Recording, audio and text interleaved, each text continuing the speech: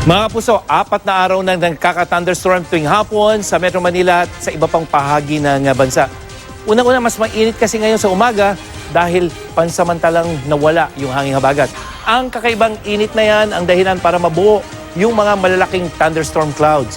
At kapag umiral ulit ang habagat, posible nang magka-thunderstorm kahit sa umaga. Kaya dapat po lagi tayong IAM ready sa ulan at sa iba pang panganib na dulot ng thunderstorm. Sa datos ng Metro Weather, magiging maulap at mataas ang tsansang umulan din sa Metro Manila bukas siya ng tanghali hanggang sa gabi. Maghapon naman ang inaasahang ulan sa may probinsya ng Bataan at Zambales at sa ibang bahagi ng Southern Luzon tulad ng Bicol Region, Calabarzon at Mimaropa. Habang may thunderstorm na rin sa halos buong Luzon, sa hapon yan, lalo na dito sa may Northern Luzon na malalakas ang ulan. Buong araw naman ang ulan sa halos buong Visayas bukas at malalakas ang thunderstorm dyan sa mga isla ng Panay at Negros sa hapon.